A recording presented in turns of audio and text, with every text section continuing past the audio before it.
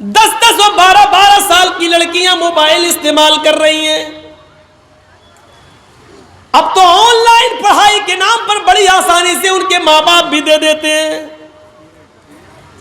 Mobile का इस्तेमाल वो इस 1 साल के लॉकडाउन में इतना सीख गई हैं कि उनको जो जियो की तरफ से और एयरटेल की तरफ से मिलने वाली 1 GB 1.5 GB उनको पूरे दिन इस्तेमाल करना है।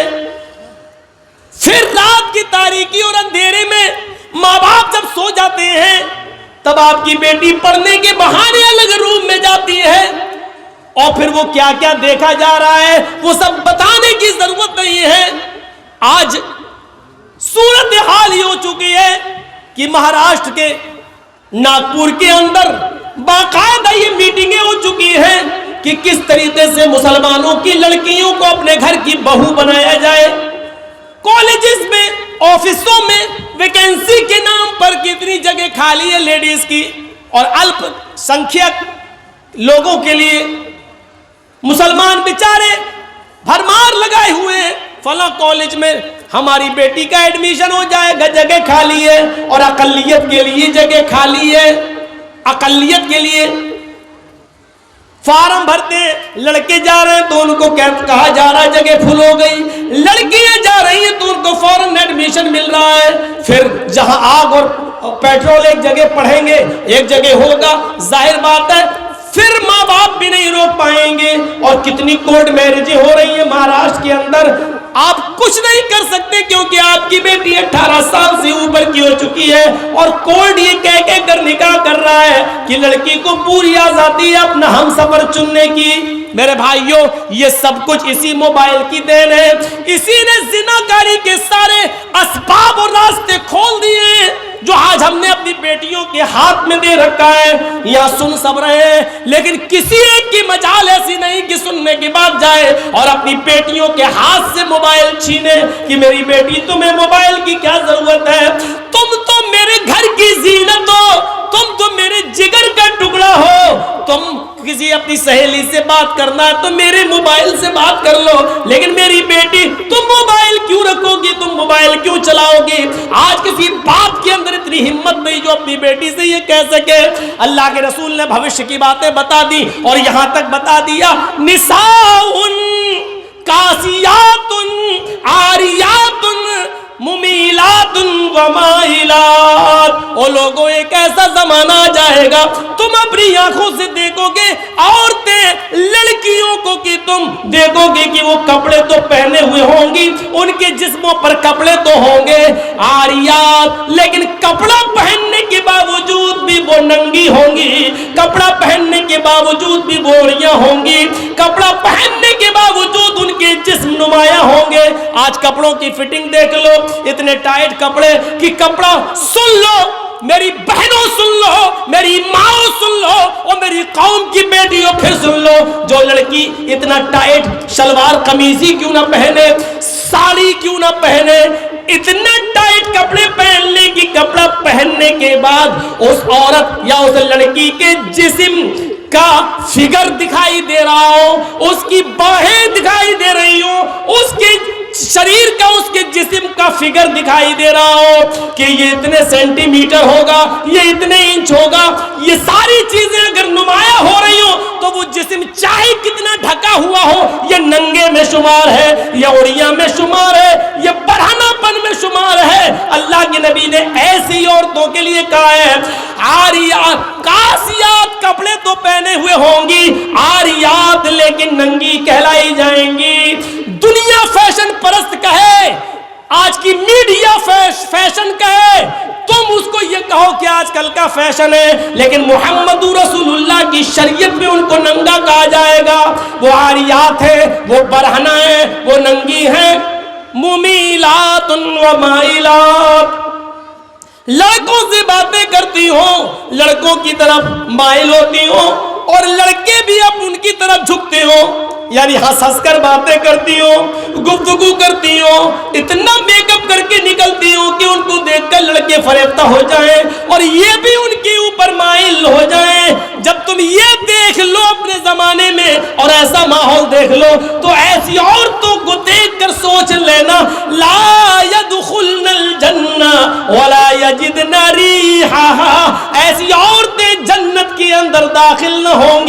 جنت تو دور، جنت کی خوشبو بھی نہیں ملے گی، جنت کی خوشبو سے بھی محروم ہو جائیں گی۔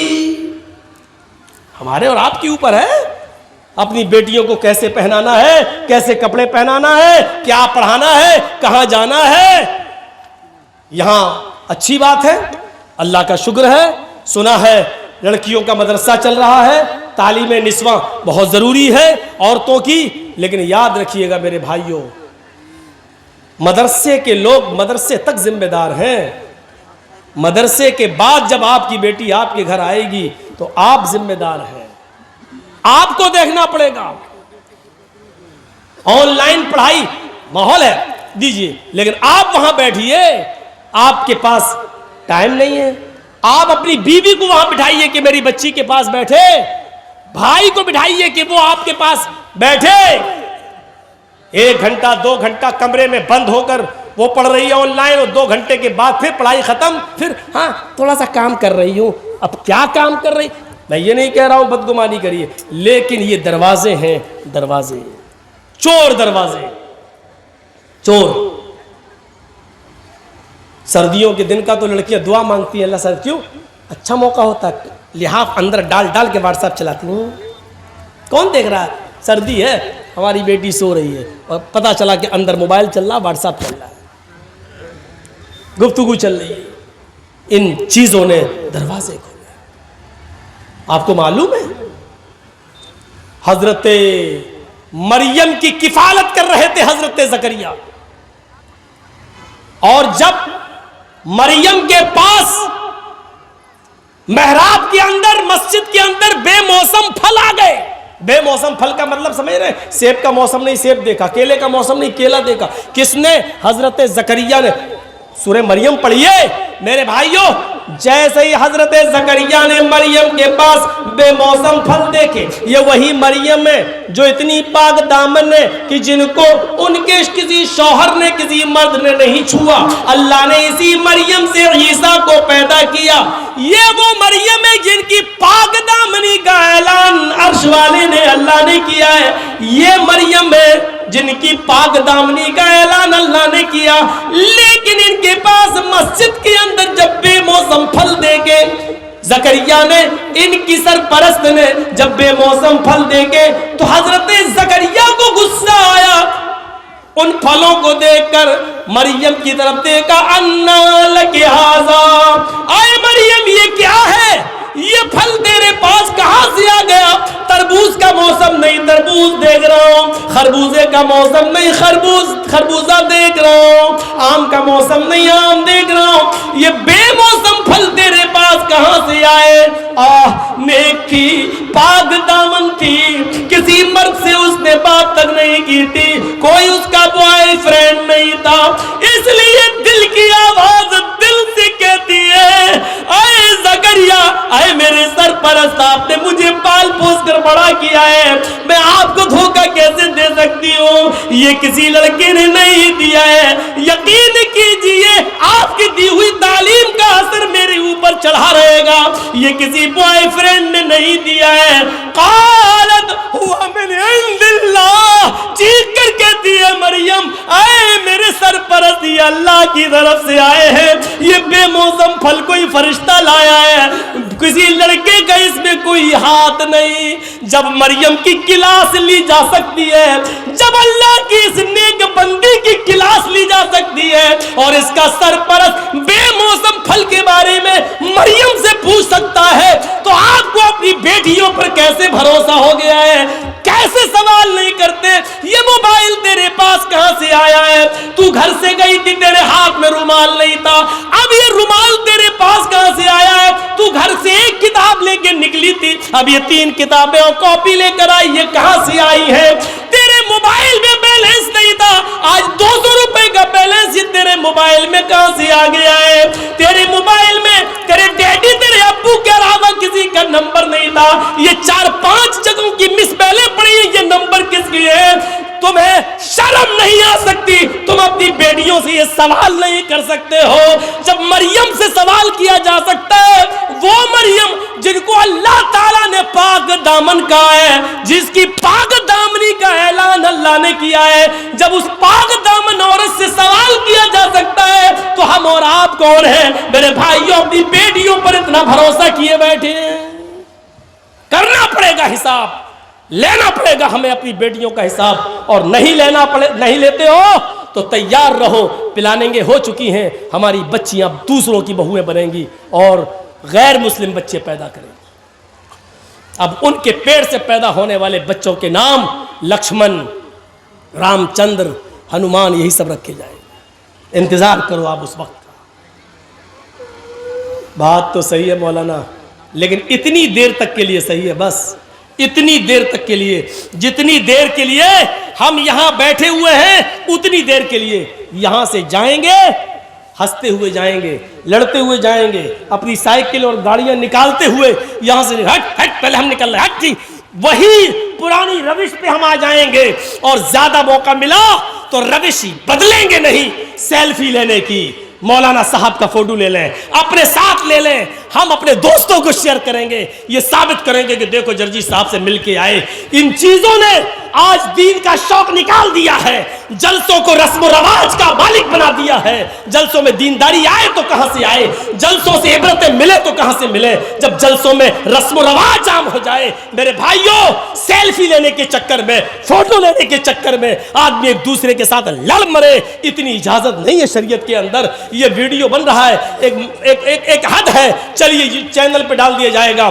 آج جرجی صاحب بھاٹول بنگال میں اتر دیناج پور میں ہے, کل یہ تقریر پوری دنیا میں پہنچ جائے گی. ایک مقصد ہے, لیکن آپ کے ساتھ سیلفی کا کیا مقصد ہے؟ آپ کیا کریں گے؟ شریعت ایسی سیلفیوں کو حرام قرار دیتی ہے جس کا کوئی مقصد نہ ہو. میرے بھائیوں یاد رکھیے, میری بالکل اجازت نہیں ہے کہ آپ کوئی میری سیلفی لیں, اور اس کے باوجود اگر آپ لیتے ہیں تو اس کے گناہگار آپ ہیں, ہم نہیں, کیونکہ ہم منع کر چکے ہیں. رسم و رواج چھوڑیے, آئیے کچھ دینی شوق پیدا کریے اپنے اندر, دینی شوق پیدا کریے, رسم و رواج سے اٹھیے. بات آگے نکل گئی تو یہ دو ہی چیزیں ہوئیں, 8 چیزوں پہ چلنا ہے. یہ جو بیٹھے ان کی بات صحیح ہے بھائی, آپ لوگ تھوڑا سا بیٹھ جائیے یا ادھر ہو جائیے, ان کو دیکھنے دیجئے, وہ بھی تو بیچارے اتنی دور سے آئے ہیں. بس بیٹھیے, ٹھیک. تو میرے بھائیوں اس کے اندر 8 خوبیاں پائی جائیں گی. کون کون سی؟ کم بولے گا, دوسری مستقبل کی, فیوچر کی باتیں بتائے گا, تیسری چیز گیانی ہوگا. گیانی, اللہ کے رسول صلی اللہ علیہ وسلم کو تو ان پڑھ کہا جاتا ہے, امی, اور مہابھارت کہہ رہی ہے وہ گیانی ہوں گے. اس میں کوئی شک نہیں کہ اللہ کے رسول صلی اللہ علیہ وسلم ان پڑھ تھے اس معنی میں کہ آپ کو دنیا میں کسی نے پڑھایا نہیں تھا, آپ کا کوئی استاذ نہیں تھا. جب آپ کو یہ کہا جائے کہ امی تھے تو اس کا 2 معنی ہے. ایک معنی تو یہ تھا, اس کا ایک معنی یہ ہے آپ امی تھے نہیں ان پڑھ, اس کا معنی یہ ہوگا کہ آپ کو دنیا میں کسی نے پڑھایا نہیں. لیکن ان پڑھ کا مطلب یہ نہیں ہے, نعوذ باللہ. ان پڑھ کی 2 قسمیں ہوتی ہیں. ایک تو یہ ہوتا ہے کہ وہ ان پڑھ ہے بیچارہ, جانتا, پڑھا نہیں ہے, اس کو اس کے ماں باپ نے پڑھایا نہیں, لیکن وہ جاہل نہیں ہے, وہ بھائی عقل مندی کی باتیں کرتا ہے, شعور کی باتیں کرتا ہے, اچھا بزنس بھی چلا رہا ہے, اور قاعدے سے بیٹھتا بھی ہے, قاعدے سے بات بھی کرتا ہے. تو لوگ کیا کہتے ہیں, پڑھا لکھا ضرور نہیں ہے لیکن قاعدے کا ہے, تمیز کا ہے. اور ایک ان پڑھ وہ ہوتا ہے جس کو اس کے ماں باپ نے پڑھایا نہیں, اور ساتھ میں اس کو ماحول بھی غلط ملا, کھڑے ہو کے پیشاب کرتا ہوا جا رہا نالی میں. ایک 2 بچے ہم بتائیں گے نہیں کہاں کے, اوپر چھت پہ کھڑے ہو کے دیکھتے کوئی آدمی گزر رہا, وہیں سے انہوں نے چڈی اتاری, پیشاب کر دیا, اس کے سر پہ گر رہا. ہم لوگوں کے ساتھ ایسا ہو چکا ہے. تو ایک یہ ہوتا ہے کہ پڑھایا نہیں ماں باپ نے, دوسرا ان پڑھ بھی بنایا. اللہ کے رسول صلی اللہ علیہ وسلم اس معنی میں ان پڑھ تھے کہ دنیا میں کسی نے آپ کو پڑھایا نہیں, لیکن اللہ کے رسول صلی اللہ علیہ وسلم بہت بڑے عالم تھے. آپ سے بڑا عالم کوئی تھا ہی نہیں. جب یہ کہا جائے کہ عالم تھے تو پھر پڑھانے والا کون؟ تو اس کا معنی یہ ہوگا کہ اللہ کے رسول صلی اللہ علیہ وسلم کو اللہ نے پڑھایا، اور جس کو اللہ نے پڑھایا ہو اس سے بڑا کوئی عالم ہو سکتا ہے؟ نہیں۔ ان پڑھ تھے، دنیا میں کسی نے نہیں پڑھایا، لیکن آپ سے بڑا کوئی عالم نہیں تھا۔ کیوں؟ کیونکہ اللہ نے پڑھایا، اور خود اللہ تعالیٰ نے فرمایا سورہ اعلیٰ پڑھیے، سورۃ الاعلیٰ پڑھیے، اور دیکھیے کیا کہا، سَنُقْرِئُكَ فَلَا تَنْسَى، سَنُقْرِئُكَ فَلَا تَنْسَى۔ آئے محمد صلی اللہ علیہ وسلم، ہم آپ کو ایسا پڑھائیں گے کہ آپ بھولیں گے نہیں۔ کیا کہا اللہ نے؟ ہم آپ کو ایسا پڑھائیں گے کہ آپ بھولیں گے نہیں۔ تو اللہ نے کیا کہا؟ ہم پڑھائیں گے۔ تو کس نے پڑھایا نبی کو؟ اللہ نے۔ اور انسان کو جب پڑھاتا ہے تو اس کا پڑھایا ہوا سبق انسان کو یاد بھی رہتا ہے اور بھول بھی جاتا ہے۔ مثلا ہمیں ہمارے استاذ نے 20 سال پہلے کیا پڑھایا، آج آدھا یاد ہے آدھا یاد نہیں ہے۔ ہم آپ کو کیا پڑھا رہے ہیں ابھی، اور 1 گھنٹہ 1.5 گھنٹہ 2 گھنٹہ بولنے کے بعد آپ سے پوچھیں ہم نے کیا پڑھایا آپ کو، تو آپ کو بہت سی باتیں یاد ہوں گی اور بہت سی بھول جائیں گے، بہت سی آپ باتیں بھول چکے ہوں، کیونکہ انسان کو جب پڑھاتا ہے تو پڑھانے والا بھی بھول جاتا ہے، اور جس کو پڑھایا گیا ہے وہ بھی بہت سی باتیں بھول جاتا ہے۔ لیکن جب اللہ کسی بندے کو پڑھاتا ہے تو اللہ تو بھول ہی نہیں سکتا، اور اللہ کا پڑھایا ہوا بندہ بھی اس سبق کو کبھی بھلا نہیں سکتا۔ سَنُقْرِئُكَ فَلَا تَنْسَى، اے نبی ہم آپ کو ایسا پڑھائیں گے کہ آپ بھولیں گے نہیں۔ اللہ کے نبی کو جب ان پڑھ کہا جائے تو اس کا مطلب یہ ہوا کہ کسی انسان نے نبی کو نہیں پڑھایا، لیکن جب یہ کہا جائے کہ اللہ کے نبی سے بڑا کوئی عالم نہیں، تو اس کا مطلب یہ ہے کہ اللہ کے نبی کو اللہ تعالیٰ نے پڑھایا، اور جس کو اللہ پڑھائے اس سے بڑا گیانی کوئی ہو سکتا ہے؟ نہیں۔ تو اللہ کے رسول کو کیا کہا گیا؟ تیسری صفت کہ وہ بہت بڑے گیانی ہوں گے۔ کیوں گیانی ہوں گے؟ کیونکہ جس کو اس کا رب پڑھائے اس سے بڑا گیان کس کے پاس ہو سکتا ہے؟ کس کے پاس؟ اور آج دیکھ لیجئے میڈیکل سائنس بھی آج محتاج ہے محمد رسول اللہ کی تعلیم کی۔ یہ 1400 سال پہلے بتایا تھا نا مسواک کرو، آج میڈیکل سائنس بتلا رہی ہے کولگیٹ کرنے کے نقصان کیا ہے، اور نیم کی یا پیپل کی مسواک کرنے کے فائدے کیا ہیں، آج میڈیکل سائنس بتلا رہی ہے۔ یہ ٹیشو پیپر ہوتے ہیں نا، جو آپ اس میں چلے جائیے فلائٹ کے اندر، پلین کے اندر، تو یہ بہت سے رکھے ہوئے ملیں گے، اور ان کے ٹوائلٹ میں چلے جائیے تو یہی سب ملیں گے آپ کو۔ اٹھائیے اور لیٹرن کرنے کے بعد پوچھ کے وہیں پھینک دیجیے۔